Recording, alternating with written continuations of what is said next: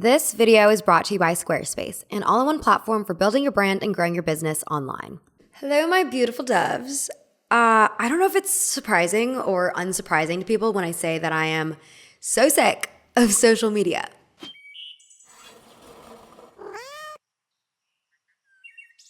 I guess it's like a little surprising because it's my job. But also I think it's unsurprising because I think most of us are in agreement that social media is rotting our brains. The fatigue is evident by the number of self-help books and articles that have sprung up over the years about digital detoxing, like Cal Newport's Digital Minimalism and Jenny Odell's How to Do Nothing. I actually started putting a time limit on my Instagram app again, and I keep my phone on grayscale mode as often as I can. But, I've been wanting to be more discerning with my social media usage for what feels like years now, and I've honestly not been too successful. Okay, honestly, I do think my screen time is actually lower than the national average, which is apparently 4.5 hours a day. A win is a win, but I still feel like I spend more time on my phone than I would like to. And I don't know if it's because of the recent TikTok ban nonsense waking me up to just how bad these platforms are, or if it's because it's the beginning of the year, aka the time when I take stock of everything wrong in my life. But all is to say, I've been reflecting more about my journey of culling back social media. I think there are the obvious problems that everyone knows. It shortens our attention spans. According to a survey from Microsoft, our attention spans are less than that of a goldfish. It takes up too much of our time. The average 18-year-old in the United States is on pace to spend 93% of their remaining free time looking at a screen. It spreads misinformation. Anyone listening to it is getting hurt by it. It's killing people. It's bad information. It leads us to buying unnecessary things. TikTok shop viral products that are 1,000% worth the hype. TikTok shop. TikTok shop. TikTok shop. It makes us prone to compare ourselves with other people. But also, people can just be really hateful on the internet. And I think exposing ourselves to conflict all the time just makes us into unhappier, less fulfilled people. Obviously, there are wonderful little pockets on the internet. Hopecore videos make me very happy. Cat videos make me very happy. But comment sections on any viral video are littered with naysayers. So today I want to dive into how social media has shifted over the past 20 years, reflecting on my own experience growing up on Tumblr as an online kid, the explosion of brain rot meme culture, the resulting loss of sincerity online, and also how I'm changing my social media usage moving forward.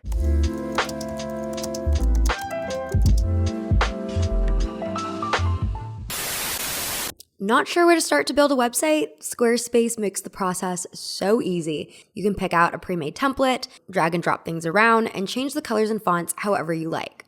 They also offer a number of site building tools, including online storefront capabilities. You can list physical products, downloadable products, one-time or recurring services, and more. You can also create and manage waitlists for any products that run out of stock.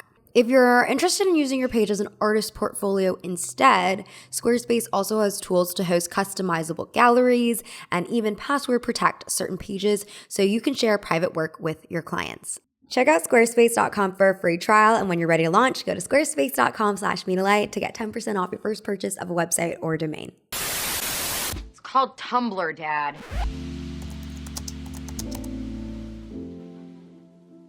The first social media I engaged with was the Nickelodeon.com message boards when I was around 10 years old. Back then, Nickelodeon.com was a site that hosted a bunch of games. It looks like they still do, but their interface was seriously awesome in 2007. And I was obsessed with going on there. I was also obsessed with CartoonNetwork.com, DisneyChannel.com, mostly to play these Flash games. But the cool thing about Nickelodeon.com was that they also had these web pages dedicated to each show they were airing, and there were message boards linked on each show's webpage so that you, a child, could talk to, hopefully, other children about said show. The message board I was on the most was the one for Avatar: The Last Airbender, of course, as a woman of taste, as a child of taste. And on that message board, kids would discuss theories for next episodes, talk about their favorite scenes, favorite characters, post fan fiction they wrote. I think I actually posted really badly written Zutara fanfic on that message board. Yeah. In saying that, all the connections I made on the message boards were pretty ephemeral. The conversations never veered away from Avatar. I think it might have been against the site policy. So I never really got to know any of the other kids I was talking to. And maybe because we were also like all children, there weren't that many regulars who frequented the page. It was kind of just like always like new kids every single day. I made a Tumblr account when I was 13 years old, and Tumblr was the first platform I was actually addicted to, and the first platform where I felt like I got to intimately know strangers. I mean, like many other 11-year-olds who were 11 in 2006, I lied about being 13 to create a Facebook account, but I only had people I knew in real life on Facebook.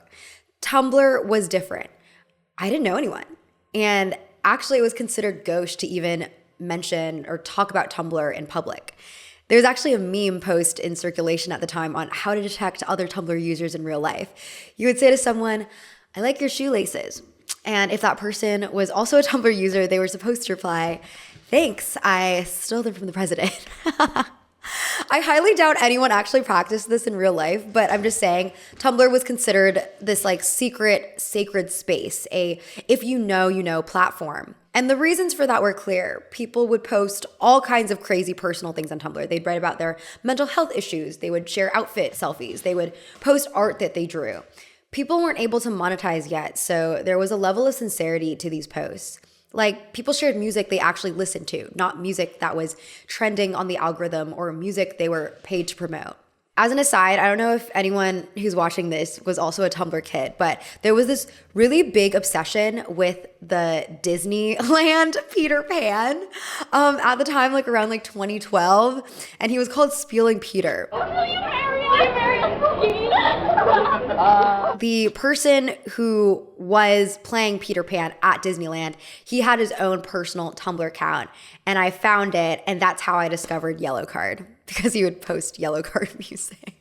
And, you know, you could argue that I'm romanticizing, and a lot of the stuff that teens were sharing online wasn't healthy, or it enabled other teens to develop problems like eating disorders and drug addiction. I'm not arguing that there weren't negative consequences to this lawless posting. I even made a video about it that was age restricted, but if you're logged into your YouTube account, you can still find it if you're over the age of 18. But in general, I just think that there was a kind of earnestness that's missing from social media today. People were really unabashed about their emotions. They laid bare all their mental illnesses they had, even putting their diagnoses in their profile bios. They also reacted to fandom posts with fervor. I know it's cringe now, but at the time, reblogging a post of some hot actor with the phrase, "my ovaries are exploding," was normal and even encouraged. And yes, I participated, not to shatter the illusion of being like a cool girl who goes to fashion shows, but I had a visceral crush on James McAvoy, and I'm not afraid to admit it.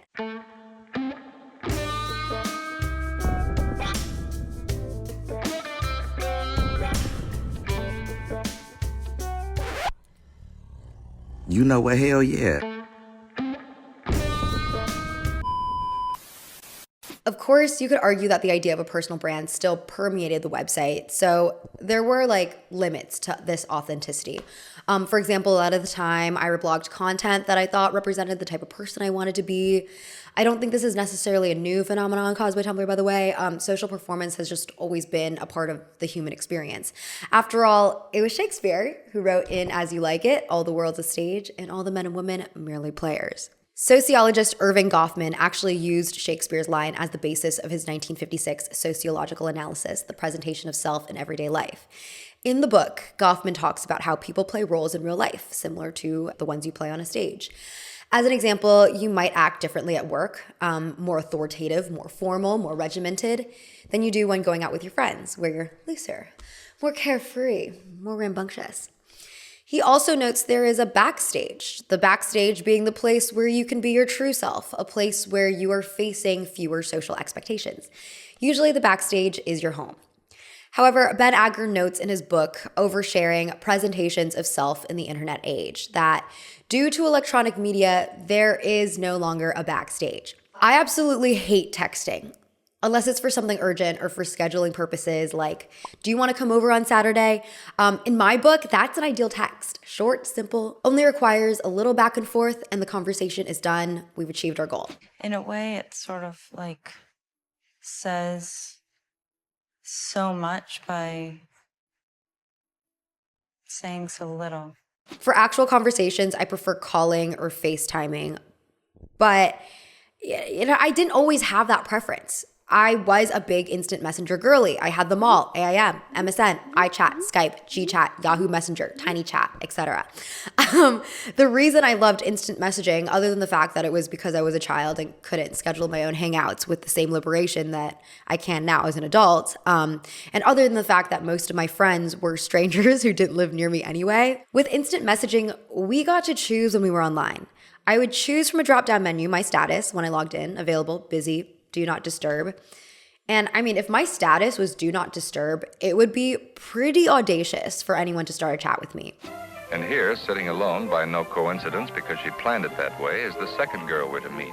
And choosing available meant I was actually putting myself in the headspace of wanting to chat. But now with smartphones, texting is just constant. Everyone is theoretically attached to their phone. Everyone is theoretically available. People become anxious about their perceived constant availability, and so they take much longer to respond, if they even respond at all. And suddenly, this mode of communication becomes a burden and actually pretty anti-communication if you think about it. Again, this is worse now, but the backstage was already diminishing in the early 2010s. People had cell phones already, and I would say, we weren't as attached to them as we are now, and limited phone data plans put a cap on our interactions, but texting was already in use throughout the 2000s. And rather than relaxing at home, being myself, being backstage, I was logged onto Tumblr, performing a personality. You could argue that your online self is more of a reflection of your true self than the one you perform at school or at work. But in my case, it was just a different performance. My Tumblr performance was informed by the people I followed, the friends I made there, and the people who followed me. For example, I'd like to say that posting a "my ovaries are exploding" reaction gif is not a reflection of my true self, but it was the language that we used there, and to participate in it meant you were participating in a community.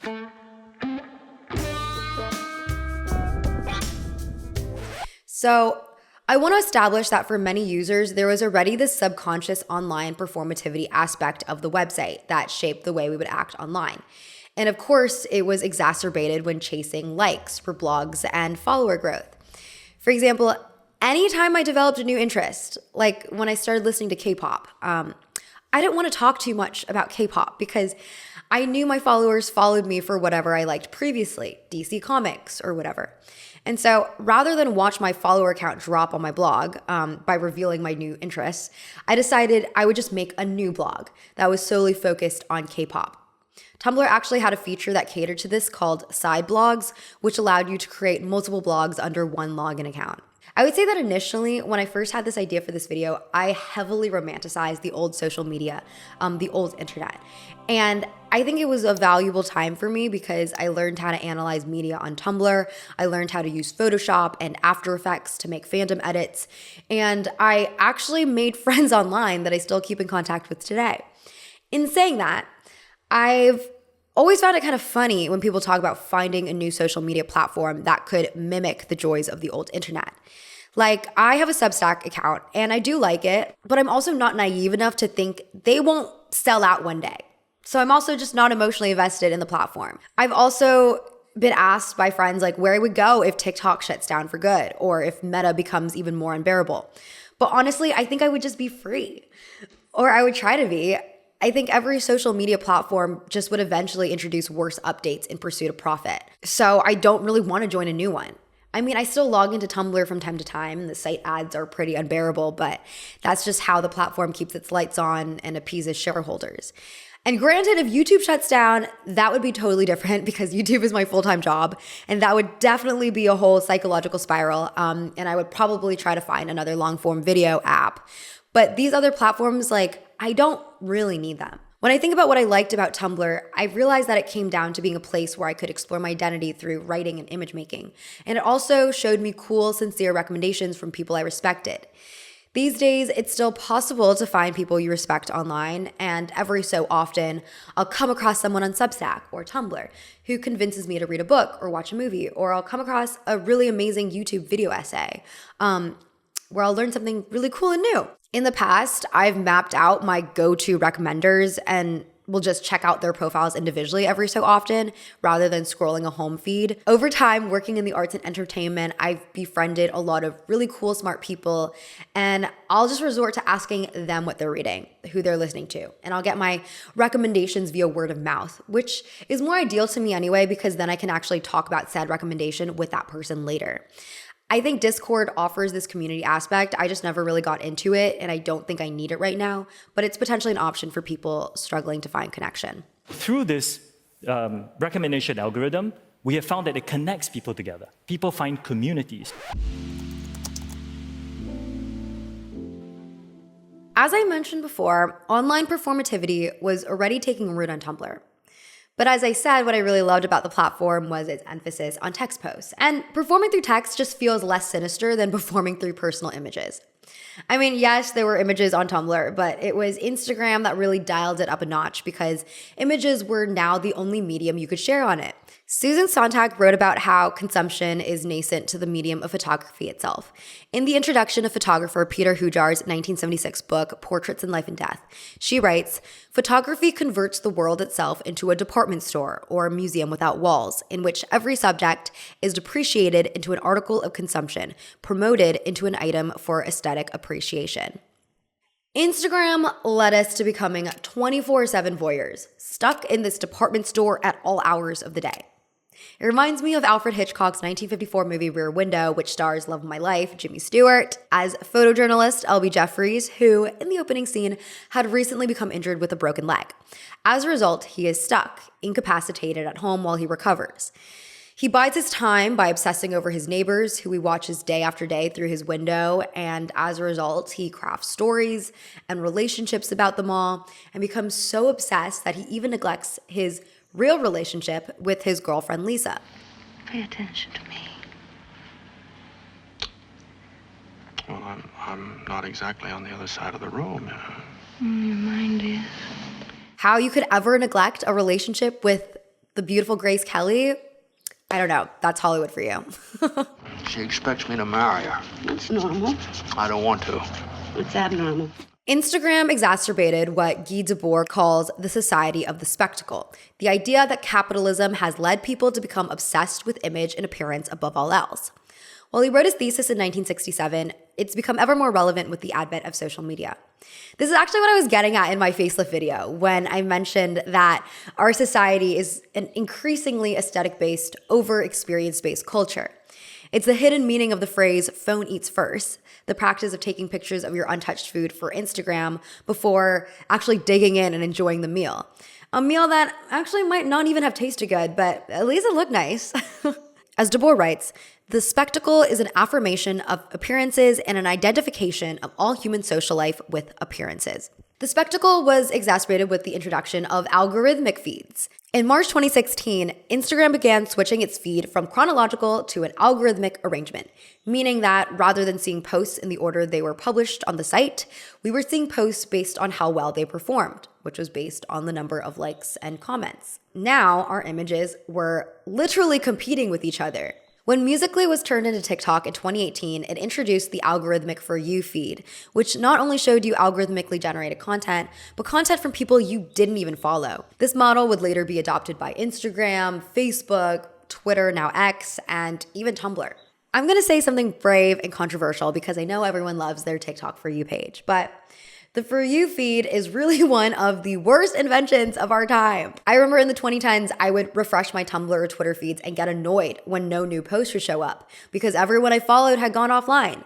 I remembered actually having a friend on Twitter who was in the Philippines for vacation, and we were both tweeting to each other publicly, of course, about how bored we were because everyone else we knew was asleep. Sure, it was annoying because I couldn't get the stimulation I desperately wanted at 3 a.m., but it's a much better alternative than the violation I feel now, knowing there are infinite posts available to me whenever boredom creeps up. Kyle Chayka explains the algorithm in his book Filter World. The byword was engagement. Whatever was popular would be pushed to become more popular. Whatever didn't get immediate attention was deemed undeserving and allowed to slip quickly into the void. Algorithms sought to personalize our feeds, but the effect was that social media began to feel less personal. Less personal is right. With the For You algorithm, I stopped seeing my friends' posts, and all I see now are funny bit reels reposted from TikTok.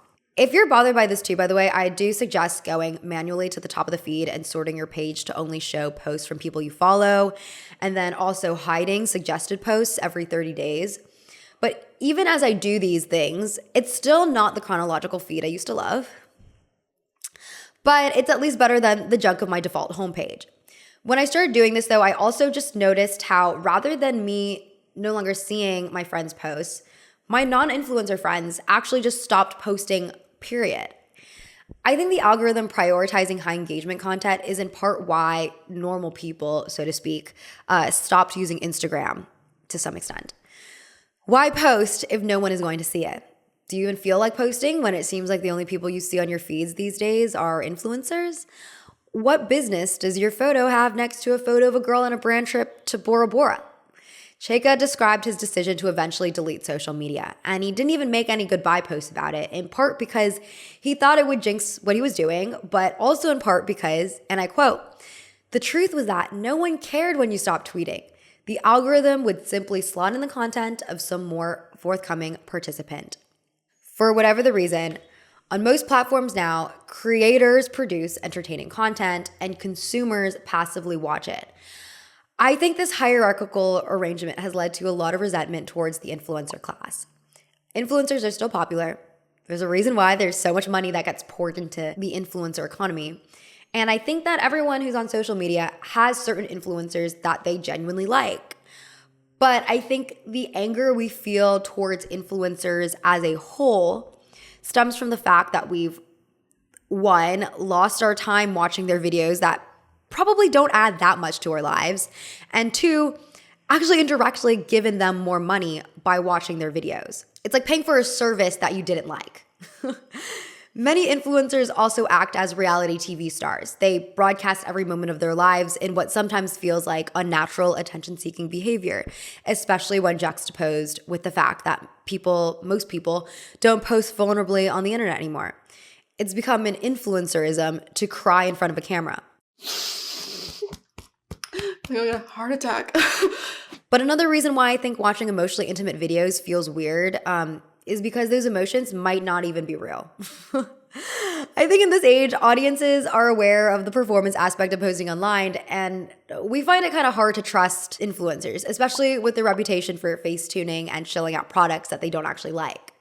This fakeness was made even more evident when the looming TikTok ban last month started a trend where influencers exposed the lies they once peddled on the platform. Since we're all gonna die, there's one more secret I feel I have to share with you. I did not care for The Godfather. It was actually kind of meta from like a sociological standpoint. Like these initial videos that they made to get attention were now getting exposed as part of a trend they were participating in to get more attention. All of this has led to what I think is a major loss of sincerity on social media that has made the platforms pretty mind-numbing to be a part of. I don't know which pains me more, the flame or the irony. Oh, can you believe it's the irony? Last year, Ethel Cain wrote a now-deleted post on Tumblr where she lamented the death of sincerity on the internet. She wrote, "Nobody takes anything fucking seriously anymore and makes me feel so crazy and annoyed because I'm constantly bombarded by jokes, constantly. And listen, I love to laugh and I love funny shit, but like, we are in an irony epidemic. There is such a loss of sincerity and everything has to be a joke at all times. The number of times I have to read the same stupid shit like, yes, you ate that like Isaiah ate Ethel, over and over, it makes me so mad. I miss when I had like 20 fans who actually had something interesting to say in response to what I was making." At some point or another, the internet became riddled with irony. Meme culture exploded, and people stopped engaging with art on a deeper level. You could argue this was always going to happen. You know, the infinite scroll of it all and the mass amount of content getting shared has always encouraged superficial readings a la Sontag's department store analogy that I mentioned earlier. We are just so inundated with content, like it's hard to focus on just one thing. I also think this problem was made worse with short-form media taking over the internet. As I said, I learned how to analyze TV shows and movies and books through Tumblr. I remember writing these long dissertations on the fandoms I was a part of, interrogating character arcs, relationships, and symbolism. It was a lot more fun for me at the time than analyzing Charles Dickens in school. And it was really cool to be a part of an online community that was so passionate about interacting deeply with media. I'm not gonna lie, I also was, validated with likes and follows. But I think it's interesting how in that time, at least in the way that I used Tumblr, I was encouraged to go deeper with material for validation. Whereas I think now with short form media, we're encouraged to make more superficial stuff to get engagement. I mean, with platforms like Twitter that had strict word counts, and then with the rise of TikTok, which at first only supported 15-second long videos, I think we've just all been encouraged over time to interact less, to say less, and ultimately to learn less from each other. This was supposed to bring us together. Now it's only keeping us apart. Ironic, isn't it? Especially with how these platforms have developed into hierarchical spaces, prioritizing the voices of blue checks and influencers, with everyone else's comments getting pushed down, it's all made social media much less community-oriented. And this has had ramifications outside of TikTok and Twitter too. Take Letterboxd, for example. I mean, I love Letterboxd, but so many of the reviews on there are one-liners extrapolated from a Twitter-like sense of humor. To be transparent, I also participate in the humor of it all. I don't use Letterboxd to be serious, but in saying that, it speaks volumes to me that there is a movie logging platform that encourages comedic takes and no movie logging platform that encourages actual analysis. The Cozy Kino Show published a video essay called Sincerity, Hollywood's Forgotten Currency, in which he talks about the rise of irony in Hollywood blockbusters over the past decade or so.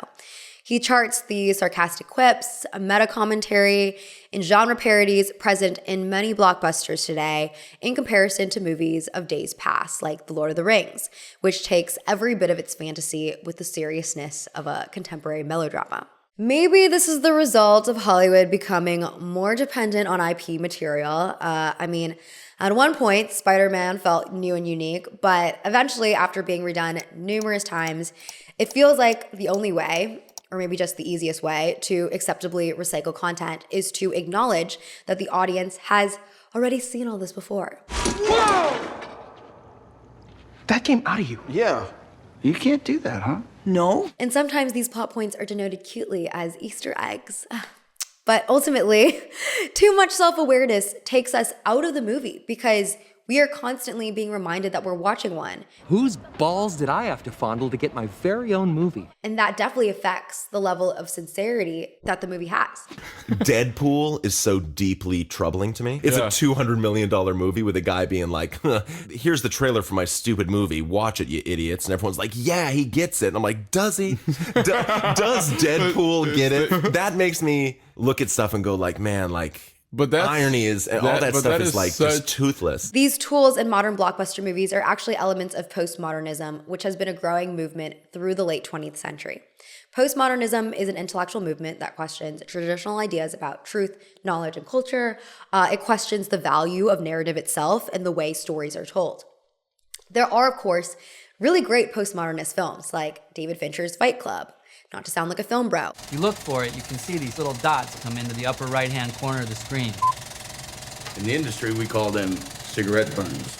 David Fincher's Fight Club is a self-aware critique of identity in late-stage capitalism that features really great fourth wall breaks.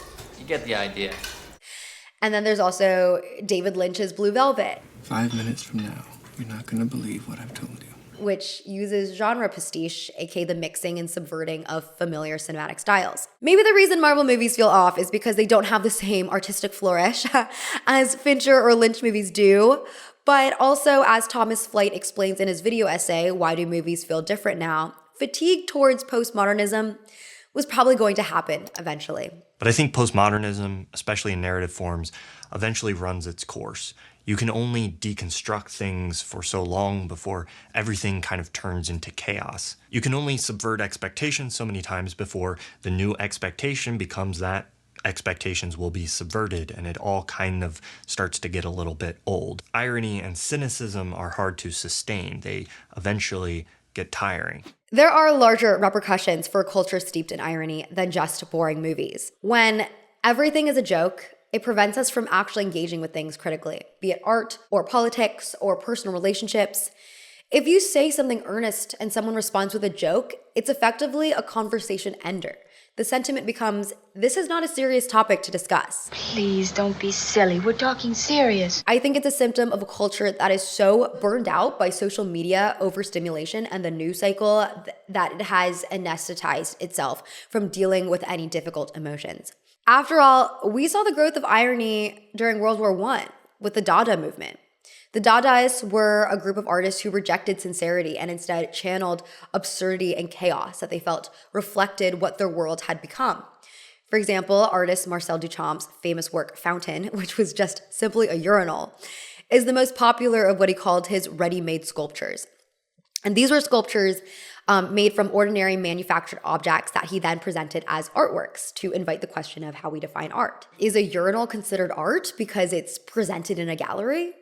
However, the difference between Dadaism and ironic meme culture is that Dadaism was a form of political resistance, and the artists involved were also anti-capitalist and anti-fascist. For example, Dadaist artist John Heartfield created anti-Nazi photo montages in the 1930s. One of his most famous works was a photo collage of Hitler with a chest x-ray. The caption read, "Adolf the Superman swallows gold and spouts tin." In this caption, Heartfield is referring to the large contributions that wealthy industrialists were making to the Nazi Party, despite the party's alleged basis in socialism. The party's official name was the National Socialist German Workers' Party, and he was essentially calling them all hypocrites. The montage ended up making such a strong impact that it was reproduced as a leftist political poster in 1932. Meanwhile, the TikTok trends of today are what Coney Rooney calls easily consumable fragments in his essay on the irony epidemic for Liminal. I love that phrase, easily consumable fragments. Like, there have been instances, many instances, where I've come across a meme and I'll have no idea where it came from or what its original context was. It's literally a fragment. It's been repurposed and diluted so much that its original meaning has been completely lost or changed. For example, the coconut tree meme that was used as a hallmark of Kamala Harris's campaign last year. You think you just fell out of a coconut tree? You exist in the context of all in which you live and what came before you. Harris said that quote in 2023 when speaking about the importance of equity in education policy. Her quote about falling out of the coconut tree refers to something her mother once told her to explain why it's necessary to not just recognize the needs of students, but to also recognize the needs of the students' parents, their grandparents, and their communities. But part of the reason why the soundbite went viral on TikTok was because with that one quote, people could not understand what Harris was saying, or ironically, the context of what she was saying. TikTok user Zach Rudy made a joke equating the words to the nonsensical stuff you say when you're drunk late at night. You exist in the context of all in which you live and what came before you. TikTok created a meme culture that thrives on taking things out of context. The more you can remix a joke, an original thought, a moment, aka the more you can dilute the meaning, the more virality attracts. And don't get me wrong, this was already starting on Tumblr. This was already starting on Twitter in the early 2010s. But the speed that TikTok and Instagram Reels and short form content in general, the speed at which it churns out new content is just so high. I remember memes would circulate Tumblr for an entire year. You could synthesize all the memes that were circulating on that platform in a text post. And I think people did do that. Brendan Holder wrote about how meming everything has larger scale ramifications in his Substack essay, Have We Lost Our Minds? Great title. He writes, it's anti-intellectual for one, but also the incessant caricaturing and dumbing down of major life events numbs us to their significance. If a meme pokes fun at someone's bad behavior, it gives the bad behavior a pass. In 2023, the University of Exeter actually published research that irony was a medium for the spread of toxic ideas online. The study explains that irony has the power to mobilize people and get them to commit to ideas that are emergent, unclear, ambivalent, fraught, or contradictory. It makes sense. People masquerade controversial or extremist ideas under the umbrella of it's a joke or it's dark humor, and in a way, they end up normalizing those ideas. I was talking to a friend recently about the resurgence of the R word in pop culture, especially in these like cool artsy spaces that had once the reputation for being quite leftist. But like we've seen with Red Scare, a leftist turned Republican podcast, when you play into irony too hard, you end up just like psyoping yourself and then seriously believing the controversial ideas you were once making fun of. Are you a fan of Bernie Sanders? Yeah, I am. What do you like about him? That he's a socialist. Oh my god. You people have like worms in your brain, honestly. Eventually platforming dangerous figures like Alex Jones.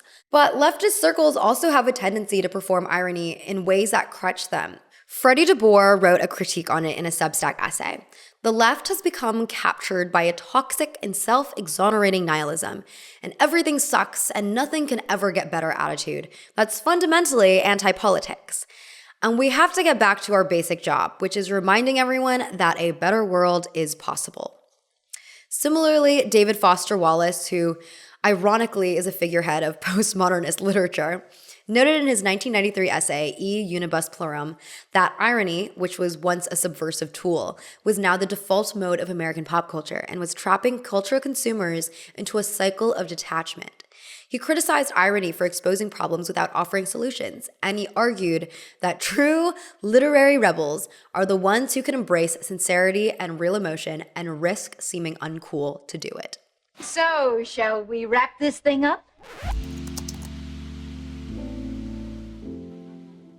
Memes have always been a facet of social media. Like, who doesn't love to laugh? There was a period of time when I only went on TikTok to laugh. I didn't want to see commentary, factoids, or any helpful tutorials. I wanted to turn my brain off and just giggle my heart out. But after a certain amount of time, I literally started feeling like this brain rot creep in, like just this constant onslaught of overstimulation. And it was making it hard for me to think clearly and be creative. I honestly think the main instigator for a lot of my realizations is because of acting. You know, I've talked about it before, but acting is truly my favorite thing in the world. And to be good at it, I need space for my brain to breathe. I need to have the focus necessary to read and interpret scripts and to daydream, because my practice is based in Stanislavski techniques, which is all about imagination play. In the real world is what actually inspires me. And I think that's probably the same for a lot of people's art practices. Also, there's a time and place for jokes, and knowing when to treat a topic seriously or even just having the desire to look at something sincerely is becoming an increasingly important tool. I mean, literacy rates are down. They are down. The 2022 National Assessment of Educational Progress results show that the average reading score for fourth graders is lower than it has been in over 20 years. And at the same time, misinformation is on the rise. For example, Mark Zuckerberg made an announcement recently that Meta will no longer be fact-checking. But the fact-checkers have just been too politically biased and have destroyed more trust than they've created, especially in the US. We can no longer operate under this assumption, an assumption built by these algorithmic echo chambers, might I add, but the assumption that everyone we see online is just going to get what we're about. And I understand that exclusion can be a tool for creating a niche community or people who pass a vibe check by understanding our sense of humor. But there's just much more fruitful and productive ways to build community. And if the internet is too tiring to operate in a genuine capacity, like if everything is just so bad that we need this levity, we also have the power to log off. We don't need to subject ourselves to the overstimulation. Friend of the channel, Eliza McLam, wrote about her digital detox at the start of the year, in which she asked the question, how much do I really need to know? She writes about how she learned about the LA wildfires while taking her social media break. She writes, after about 30 minutes of scrolling, I realized that I had come away with the most salient information about this devastating event. That it was devastating, that thousands lost their homes and some lost their lives, that it will change California forever, that incarcerated people were fighting these fires on penny wages, that the worst of the destruction will inevitably affect the least advantaged. And then I sat with the information. I considered if scrolling more, if getting back on Twitter to see what people were saying, if going down an online rabbit hole would help me see the picture any clearer. I decided that it didn't. It's a great read. I highly recommend it, and I fully agree with it. We don't need to know every single little detail of discourse that is happening online. And usually the breadth of knowledge that we attain has an inverse relationship with the depth of knowledge we attain. For example, I can glean 20 things about an event on Instagram in 1 hour, but I'll know those 20 things superficially, and I'll probably be able to regurgitate like half those things superficially. So I'm of the belief that it's actually better to just understand one thing really deeply in that time frame, to sit with it, question it, and know it enough where you can actually talk about it productively with your friends. So anyways, lately, if I want to turn my brain off, I go for a walk, or I pace around my house, or I literally just like lay down and I stare at the ceiling. And trust, it's very difficult. I've done a number of techniques with varying success. As I said, I turned my phone on grayscale. I downloaded the 1 Sec app to make it more difficult to open social media apps. And I try to leave my phone in one area of the room. It's hard, and I slip up all the time, especially when I'm just like feeling bad, or when I'm like overstressed, or when I'm on my period. Like, all these things make me slip up. But I have been getting better at just managing everything. And lately I've realized how pressing my time is, and I've realized that much of the anxiety that riddles me throughout my life is a product of me getting synced up with the hyperspeed of social media. I never feel like I have enough time in my life, because you just can't have enough time on the internet. You will never be able to watch every video that gets posted and keep up with every bit of discourse. It's impossible. Meanwhile, like when I was a kid, I was bored all the time. Time could not pass by quicker. And it was through this boredom that motivated me to live life. I was bored, so I read a book. I was bored, so I wrote in my journal. I was bored, so I learned to sing. So I played with my brother. So I went outside and took photos of trees. When I started being on social media, it did take up my time, but it felt more balanced because it was slow. People weren't online all the time. My feed stopped refreshing. And in those moments of boredom, I had to do something else. I had to be productive with my life. Kate Lindsay wrote for her Substack, Embedded, "Boredom is when you do the things that make you feel like you have life under control. Not being bored is why you always feel busy, why you keep not having time to take a package to the post office or work on your novel. You do have time. You just spend it on your phone. By refusing to ever let your brain rest, you are choosing to watch other people's lives through a screen at the expense of your own." I feel better about where I'm at right now because I've been able to name the problem, and I am able to verbalize exactly why social media is harmful to me. And this essay actually functioned a lot like a writing exercise for me, where I could be a bit more introspective and really re-solidify my values. But of course, it's an ongoing process because I'm not in a place where I can be a Luddite. If it wasn't obvious, social media is my job. So regardless, we have to continue marching on and continue trying to find a balance. Anyway, that's all I have to say for now. I'm interested in what your strategies have been for living a more offline life, if that's your prerogative, and any struggles you've come across in that process. I do have more suggestions on unplugging and what to do with your time. I've been asked for recommendation videos and more lighthearted videos in the past, but I've always been a bit too self-conscious to actually make them. But it's a new year, and if you're interested, let me know. I think it could be a nice and positive thing to share. Okay, thanks for watching, everyone. I'll see you next time, and I hope you have a lovely rest of your day. Log off.